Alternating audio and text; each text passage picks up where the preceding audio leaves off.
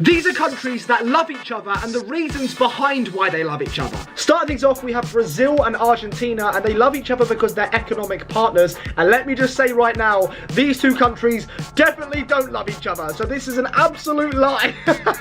You should see how much they're at each other's throats when it comes to football. Oh my God, the conflict that they have at football games is insane. They're obviously two of the most successful footballing nations in the world, so when they do play each other, it is fireworks. However, besides from football, they do somewhat get along. I mean, they go to each other's countries for tourism and travel, and they have similar cultures, and they share a lot of challenges that they went through in the past. So I guess you could say they get along with each other, but definitely not in football. Now we have the UAE and Saudi Arabia, and they love each other because they have very similar cultures, or they have the same culture. The UAE and Saudi Arabia has also cooperated in military interventions like the one in Yemen, and both the UAE and Saudi Arabia are trying to become the business hub of the region. They're very close allies, and they share religious, cultural and strategic foundations. And the best part is there's no major rivalry between these two countries. It's more like friendly competition, who could be better than the other. Next up we have Russia and China, and they love each other because of their hatred towards the United States of America. Both of these countries do not get along with the US or NATO, to be fair, and they sort of team up together to vote against what we decide.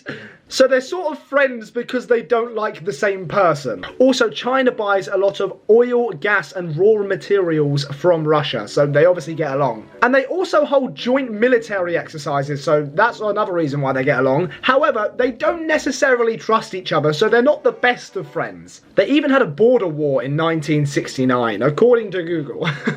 To be honest, I don't really know enough about it, but I know they get along, but then they sometimes don't. But in a nutshell, they're friends because they hate the US and NATO. Turkey and South Korea are friends because Turkey helped South Korea in the Korean War, which was a great thing to do, because could you imagine if North Korea actually invaded and took over South Korea? That would be absolutely insane. Germany and Italy are friends because they were friends through NATO, and obviously they've been friends in the past, but that kind of went up in flames. If you know about World War II, you know about World War II. But both Germany and Italy are founding members of NATO, which is a great thing. And Germany is Italy's top trading partner. I bet you wouldn't believe it, but it's actually true. Canada and the US are friends due to common interests, and not only that, they're next door neighbours, so they kind of have to get along. They have the longest peaceful border in the world, spanning 9,000 kilometres, which is huge. And there's been no wars between them since 1812 because they are now allies. And of course, they're each other's biggest trading partners. I mean, America liked them so much, they want to make them a new state.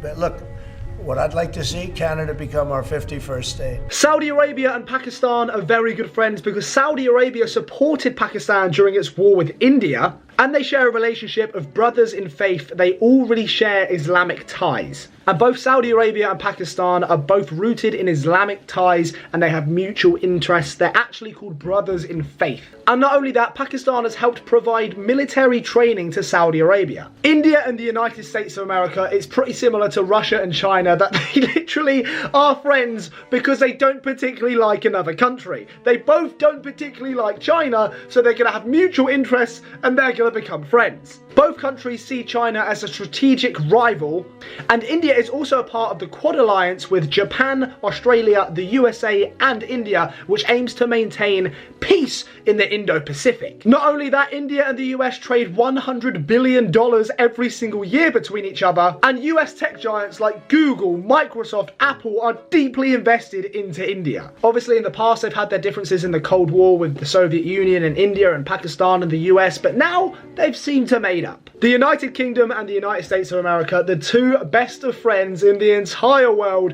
When the lion roars, the eagle soars. We are the best of friends in the world. We fought World War I and World War II together, and we won them both. We love each other dearly, but we pretend to hate each other. The UK is seen as America's most trusted and closest European partner, and the UK and the USA have always been by each other's side in recent years. And not only that, our movies, our culture, our humour, the Americans love it. I mean, Harry Potter in America is massive. And I would argue the US and the UK are some of the closest countries in the world. Spain and Italy are very good friends within the EU, but they also have a lot of conflict when it comes to football because they're both absolutely gigantic football nations. However, they have quite similar cultures, quite similar food, quite similar fashions, and they're cousins across the Mediterranean. And the tourism between the two countries is massive. Millions of Spaniards and Italians travel to each country every single single year because they get along so well. I need 5 seconds of your time. Please make sure you like and subscribe on this video right now. Let's try and get to 1,000 likes on this video. Let's do it in the next 5 seconds. 5,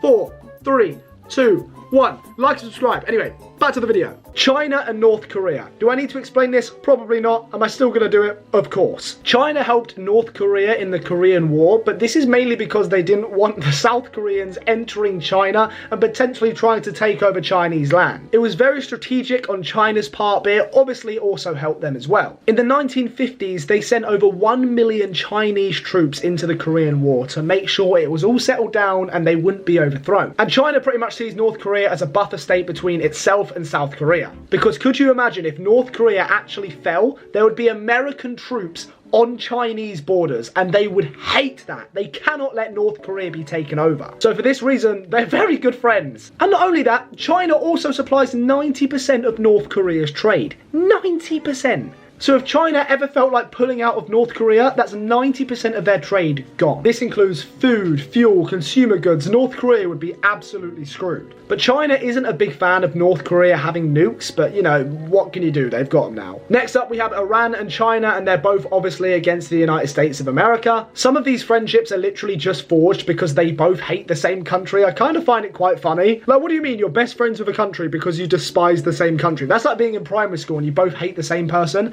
and you end up becoming friends with that person because you both hate the same person. It's really weird. It's really weird. The United States of America and Japan. These are very, very close friends at the moment. Obviously, in the past, they weren't. Back in the 1940s, when obviously Hiroshima and Nagasaki happened, Japan weren't the biggest fans of America in the slightest. However, that's changed now, and Japan and America have a very good relationship. The US and Japan signed a treaty in 1951 to allow US troops to station inside of Japan, and in return the USA guarantees Japan's safety. And not only this, Japan is one of the largest foreign investors into the United States of America, and the US is Japan's top exporting market. They've obviously had tensions in the past, but I feel like that's all been covered over now, and they are very, very close friends. Now we have the United States of America and Ukraine, and they are friends because the USA helps Ukraine to show his power to Russia. So essentially it means the USA want Ukraine to like win this war and not be overthrown. Obviously recently they've had a lot of tension with the president of Ukraine and the president of the United States of America. That interview was one of the craziest interviews I've ever seen in my entire life. But America has supported Ukraine throughout this entire war, and they have spent billions in military aid, literally billions. So again, these two countries are friends because they pretty much have the same enemy. Russia and India. Russia and India are friends because Russia helped in the war in 1971. And during the Cold War, India was heavily aligned to the Soviet Union. They weren't actually a part of it, but they were heavily aligned to it and were on the Soviet Union side. And Russia is also India's largest arms supplier in the world. And India also buys a lot of Russia's coal and oil since the sanctions because there's a massive discount on them. But that's about it. These are why countries love each other. Please make sure you like and subscribe. Oh, and one more thing. Bye.